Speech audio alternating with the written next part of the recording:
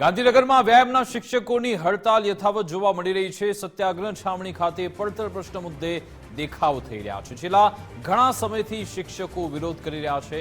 નિરાકરણ નહીં આવે તો ઉગ્ર આંદોલનની ચીમકી પણ ઉચ્ચારવામાં આવી છે। ગાંધીનગર ખાતે વ્યાયામ શિક્ષકોની હડતાલ પણ યથાવત છે। તમામ લોકો મોટી સંખ્યાની અંદર આંદોલનમાં જોડાયા છે। શું કહેશો, છેલ્લા ઘણા સમયથી આ દેખાવ કરી રહ્યા છો, આંદોલન કરી રહ્યા છો, શું મુખ્ય માંગણીઓ છે? રાજ્ય સરકાર તરફ શું રજૂઆતો કરી, શું નિરાકરણ આવ્યા છે કે કેમ? અમારી એક જ માગ છે, જ્યારે 15 વર્ષથી સરકારે વ્યાયામ શિક્ષકોની કાયમી ભરતી કરેલી નથી, જ્યારે મોદી સાહેબ પીએમ સાહેબ આપણા નવી રાષ્ટ્રીય શિક્ષણ 2020ની જે નીતિ લાયા એમાં વ્યાયામ શિક્ષક ફિઝિકલ એજ્યુકેશનને એમને કાયમી ધોરણે મંજૂરી આપેલી છે, ત્યારે આ રાજ્ય સરકાર એક ગતકડું કાઢ્યું છે જેમાં આપેલું છે એમને ખેલ સહાયક નામનું 11 મહિનાનું કરાર।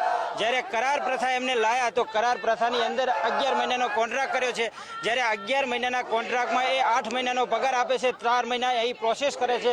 જ્યારે કાયમિક શિક્ષકની દરેક રાજ્યમાં વ્યાયામ શિક્ષકોની કાયમિક ભરતી થાય છે। અત્યારે હાલ જ મધ્યપ્રદેશની અંદર 3000 કાયમિક વ્યાયામ શિક્ષકોની ભરતી કરી છે, જ્યારે રાજસ્થાનમાં 7000 વ્યાયામ શિક્ષકોની ભરતી ઓલરેડી અત્યારે ચાલુ પ્રોસેસમાં જ છે।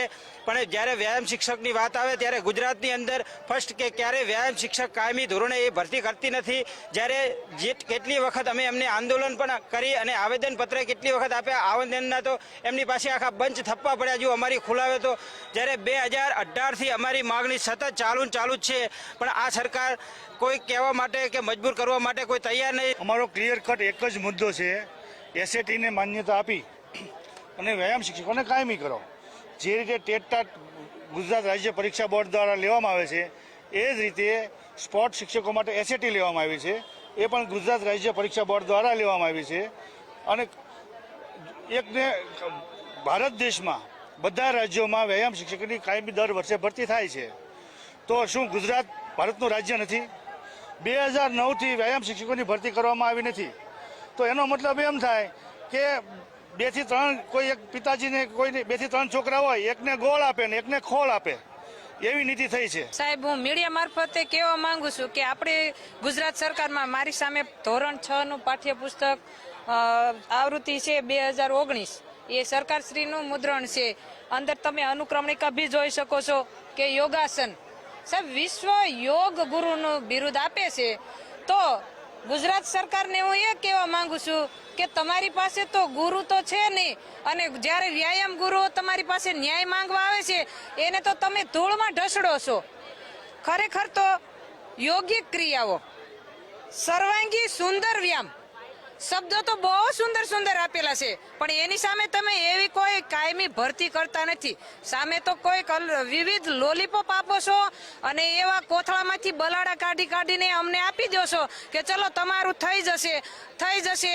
આવી મૌખિક અમને આશ્વાસન આપે છે, પણ અમે મૌખિક આશ્વાસનથી અમે બેસી રહેવાના નથી। તો માંગણી વચ્ચે તમામ લોકો અને તમારામાં આક્રોશ હતો, એ આક્રોશ વતી એક આપે રચના તૈયાર કરી, રાજ્ય સરકાર સામે કટાક્ષ કરતી, એ શું હતી?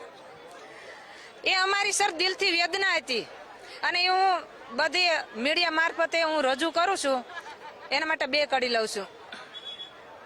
હે ચોકાએ પુરાવો, પ્રશાસન ગોઠવાવો, આજ વ્યાયામ વીરો ગાંધીનગર આવે, લોલી પોપો બંધ કરાવો, કરાર પ્રથા બંધ કરાવો, વ્યાયામની કાયમી ભરતી અમને આપો।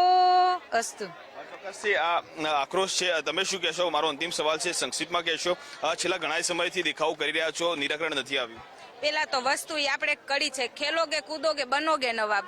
કેવી રીતના એ કડી છે, ખેલોગે કૂદોગે બનોગે નવાબ? આ વસ્તુ એના માટે છે કે અમે એટલા દિવસથી આંદોલન કરી પણ એક પણ પ્રકારનો અમને જવાબ આપતો નથી। વચ્ચે અમને 5 દિવસની રિસેસ કહીએ તો કે સ્કૂલમાં રિસેસ પડી, એ રીતના અમારા આંદોલનમાં રિસેસ પાડીને અમને ઘરે જવા દીધા, કીધું 5 દિવસમાં જવાબ આપશું। શું જવાબ આપ્યો? કંઈ જ નહીં।